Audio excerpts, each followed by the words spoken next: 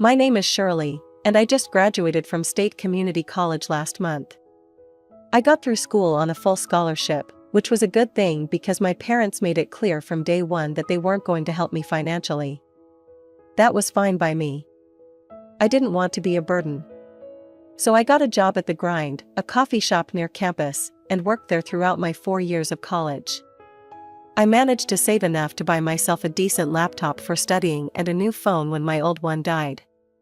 What bothered me, though, was watching my parents help my older sister, Janet, every time she visited.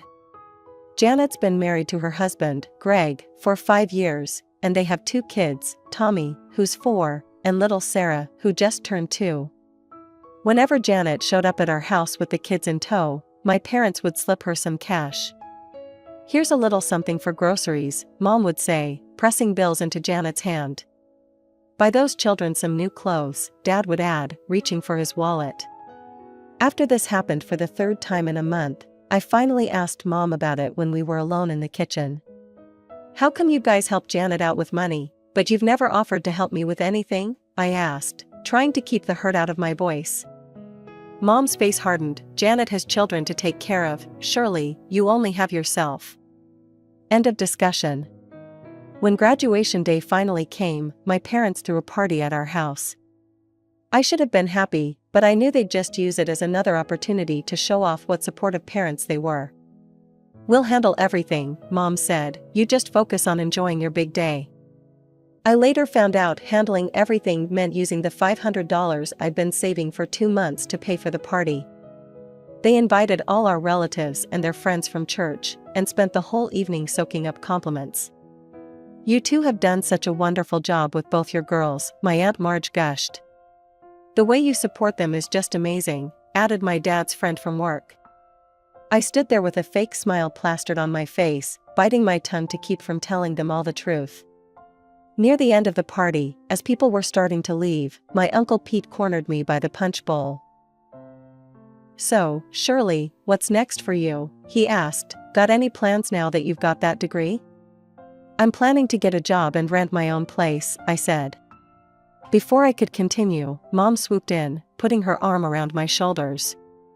"Oh, Shirley doesn't need to rush into renting," she said in that sweet voice she used when she wanted to impress people.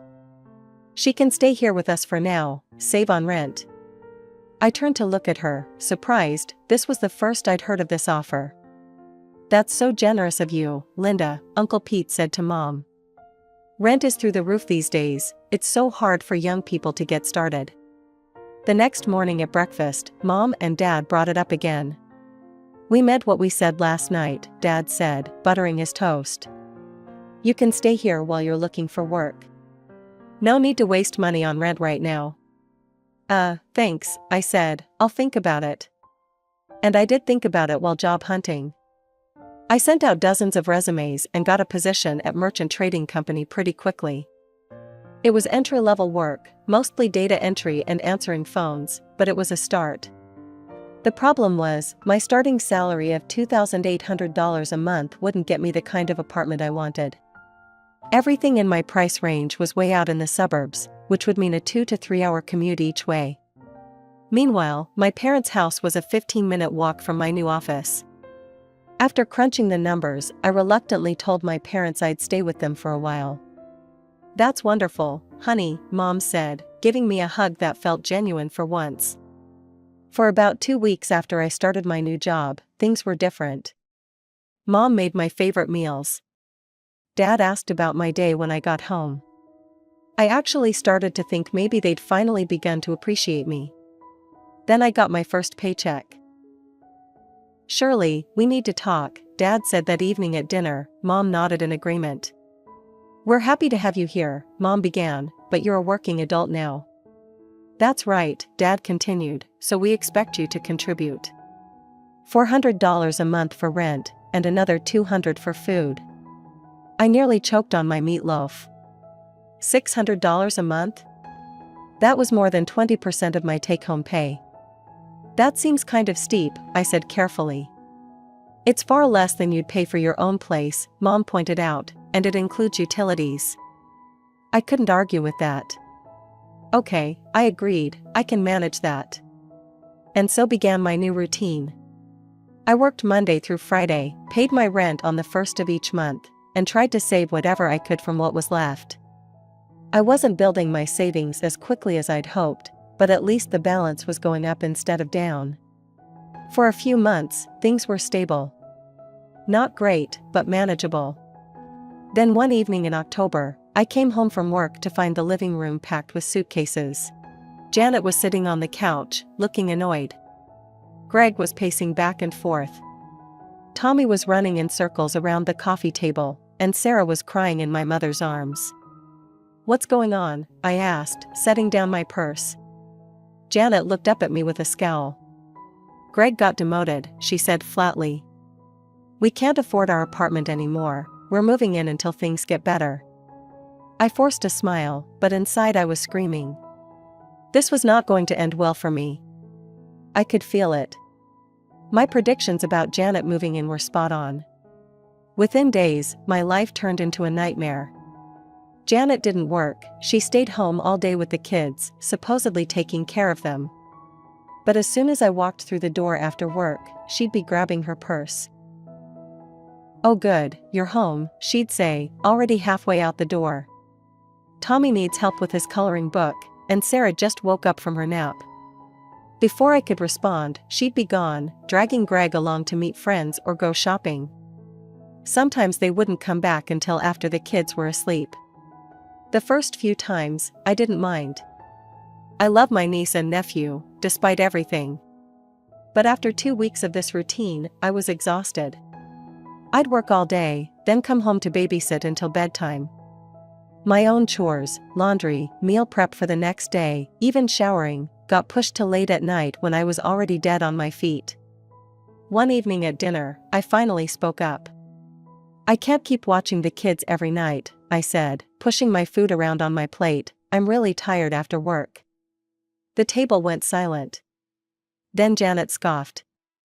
"Are you serious right now?" she said. "You think you're tired? Try being a mom." Dad put down his fork. "Shirley, family helps family, that's what we do." I looked at them incredulously. "Then why don't you guys watch the kids sometimes?"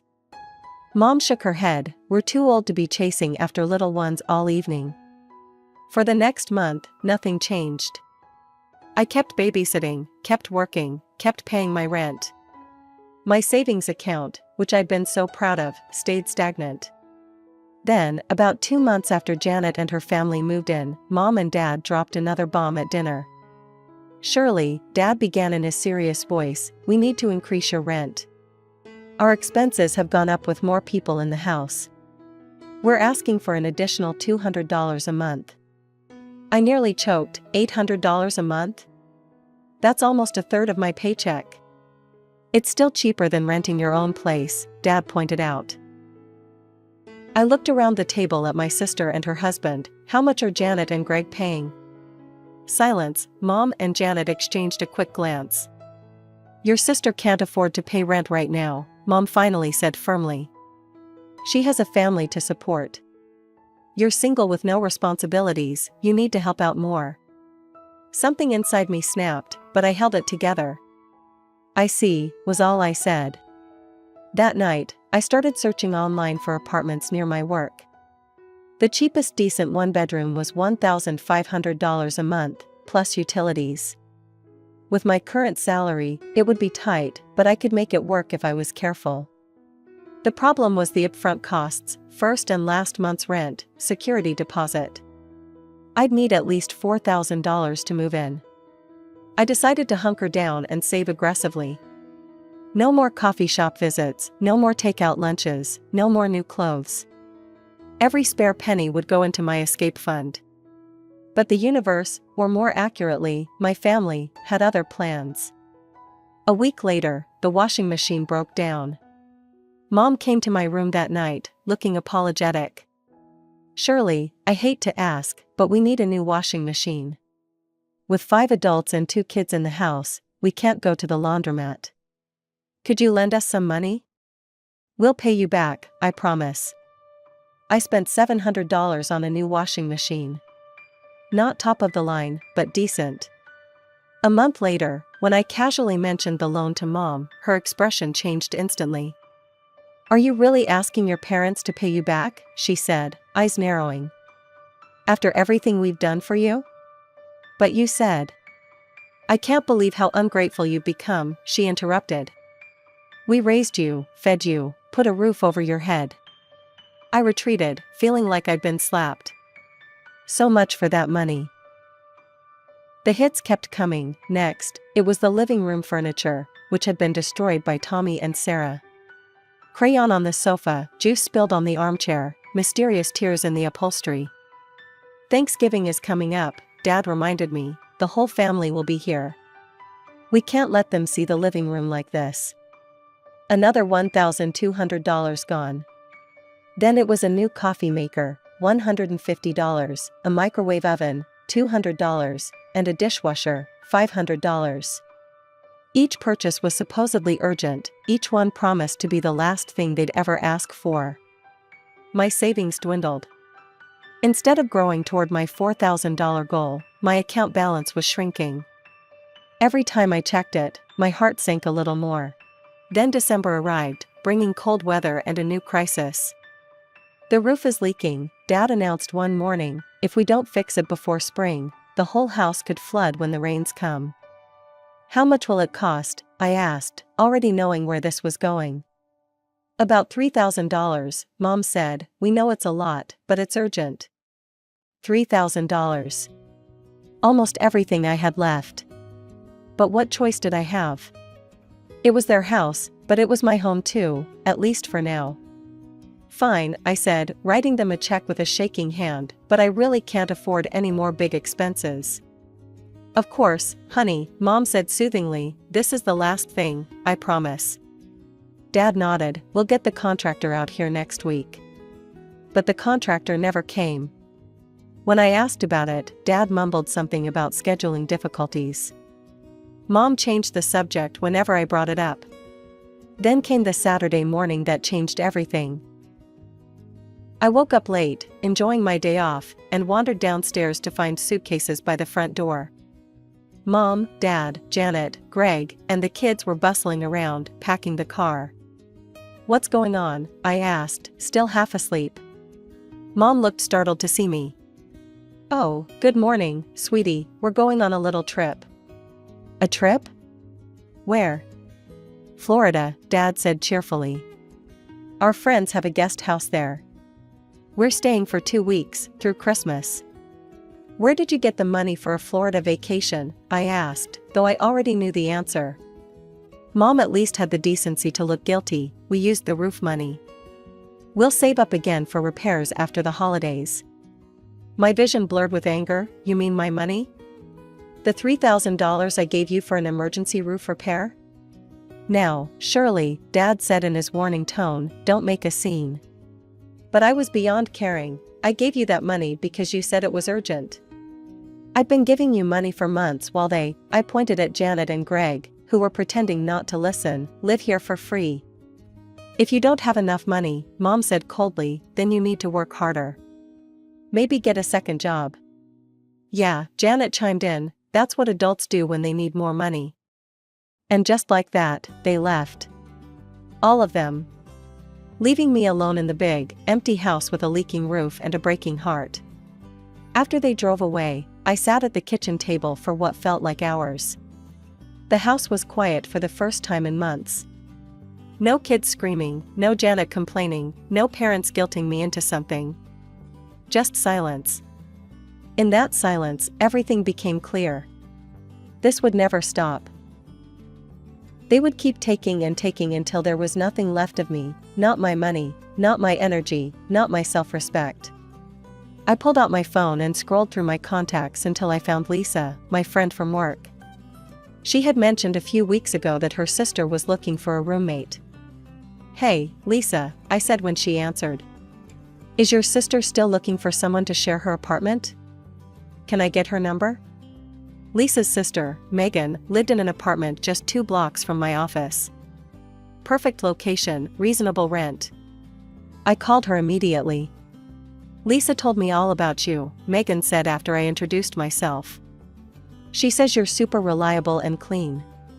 I'd be happy to have you as a roommate. The next morning, I called a moving company and booked them for same-day service.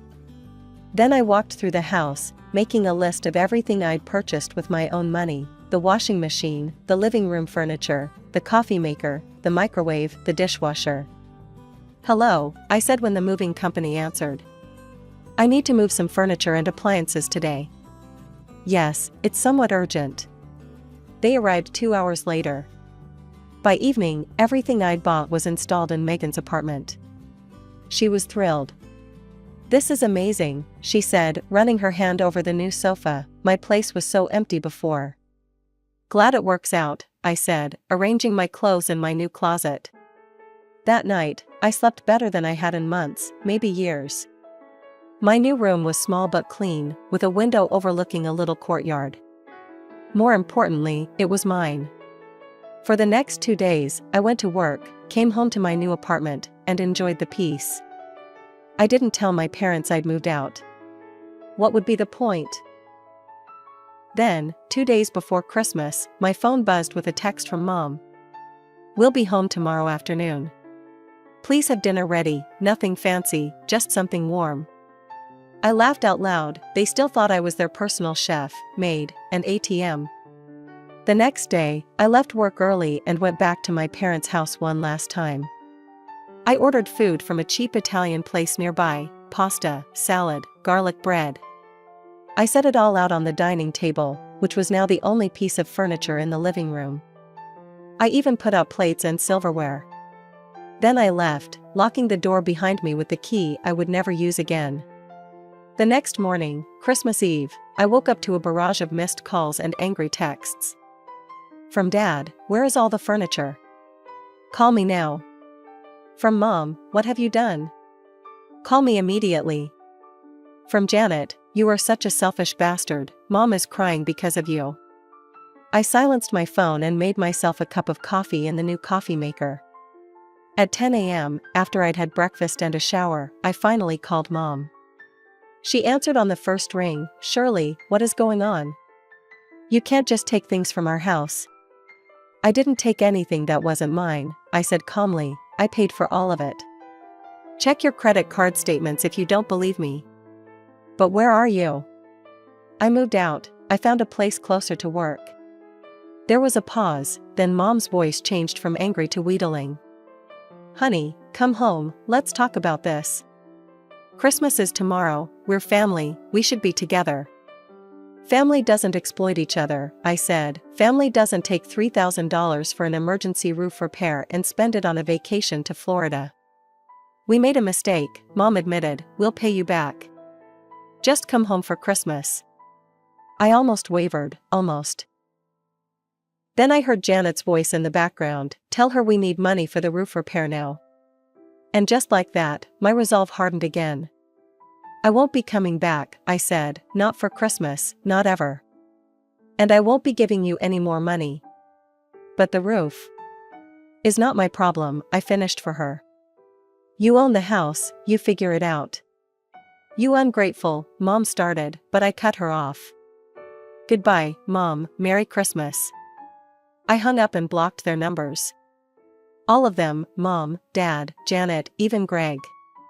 Then I turned off my phone completely and went for a long walk around my new neighborhood. The next day was Christmas. Megan had gone to her parents' house for the holiday, so I had the apartment to myself. I made a nice breakfast, watched Christmas movies, and ordered Chinese food for dinner. People might think it sounds sad, spending Christmas alone. But it wasn't. For the first time in years, I felt at peace. No one was taking advantage of me. No one was making me feel bad about myself. No one was draining my bank account or my energy. 6 months have passed since I moved out of my parents' house. 6 months of peace, of saving money, of building a life that's truly mine. Living with Megan has been great. We get along well, split the chores fairly, and respect each other's space. On weekends, we sometimes cook dinner together or binge-watch shows, but there's no obligation. No guilt trips if I want to spend the evening alone in my room. Last month, my cousin Rachel called me. I thought you might want to know, she said hesitantly. Your parents had to take out a loan to fix the roof. I wasn't surprised. How do you know? Your mom told my mom. She made it sound like they're struggling because you abandoned them. Rachel paused. I told my mom what really happened. I hope that's okay. It's more than okay, I said. Thank you. Rachel also mentioned that Janet and her family were still living with my parents, but things had changed. Mom and Dad had started charging them rent and making them contribute to groceries. Work has been going well. 2 months ago, I was assigned to lead a small project team, and I knocked it out of the park. Yesterday, my boss called me into her office. Shirley, I've been impressed with your work, she said. We're creating a new assistant manager position in the department, and I want you to apply for it. Really? That would be amazing, I said, trying to contain my excitement. The salary would be $48,000 a year, she continued. That's a significant bump from what you're making now. A $10,000 raise. With that kind of money, I could get my own place sooner than I'd planned. That night, I started browsing apartment listings online. Nothing too fancy, just a small one-bedroom within walking distance of work.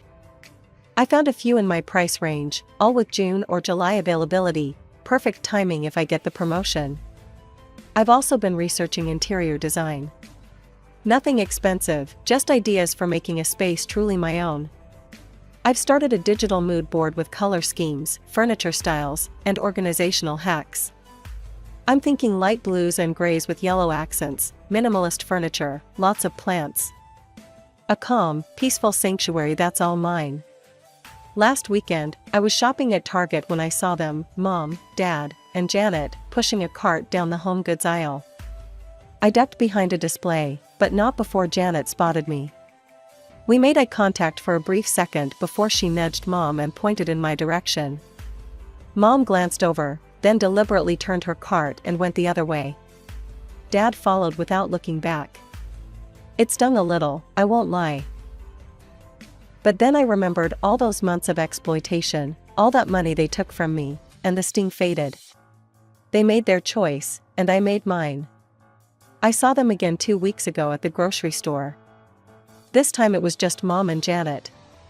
They were arguing over something in the cereal aisle.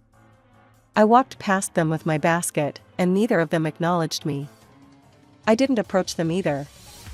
What would be the point? My Aunt Marge called me the other day. She's Dad's sister and has always been more reasonable than the rest of the family. Your parents are struggling with the loan payments, she said. They'd been asking around the family for help. I hope no one's giving them money, I replied.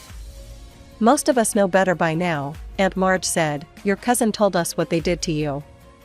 I'm not surprised they're looking for their next victim, I said. Janet and Greg are still there, Aunt Marge continued. But your parents started charging them rent about 3 months ago. Janet's furious about it. Says they promised she could live there for free. Sounds familiar, I said dryly. They fight all the time now. Your mom called me crying last week because Janet called her a selfish old witch. I couldn't help but laugh, the irony. Are you ever going to talk to them again? Aunt Marge asked. I sighed, not anytime soon. Maybe someday, if they ever genuinely apologize and change their ways. But I'm not holding my breath. I don't blame you, she said. For what it's worth, I think you did the right thing. Her support meant a lot. It was good to know that not everyone in the family believed my parents' version of events. Last night, Megan and I were having dinner when she asked if I'd found any apartments I liked. A few, I said. I'm waiting to hear about that promotion before I make any moves. I'll miss having you as a roommate, she said. But I get why you want your own place. Thanks for understanding, I said. And for being such a great roommate these past 6 months. You really helped me when I needed it. That's what friends do, she said simply. And she's right. Real friends, real family, help each other without keeping score, without exploiting each other's vulnerabilities. This morning, I got an email from HR asking me to come in for an interview for the assistant manager position next Tuesday. I spent the afternoon preparing answers to potential questions and picking out my outfit. As I hung my blazer back in the closet, I caught sight of myself in the mirror. I looked different somehow, more confident, less weighed down. It wasn't just that I was smiling more. There was a lightness to me that hadn't been there before. 6 months ago, I was drowning, financially, emotionally, spiritually. I was being drained dry by people who were supposed to love me. Now I'm building a life on my terms. I have a shot at a better job, I'm saving for my own place, and I'm surrounded by people who respect me. Do I miss my family sometimes? The honest answer is yes. I miss the family I wish I had, the one that would have supported me the way they supported Janet, the one that would have been proud of my accomplishments, the one that would have treated me with basic respect. But I don't miss the family I actually had, the one that saw me as nothing more than a resource to be exploited. Maybe someday they'll change. Maybe someday we'll have a relationship again. But I'm not waiting around for that day to come. I'm moving forward. My life is just beginning, and for the first time, it truly feels like mine.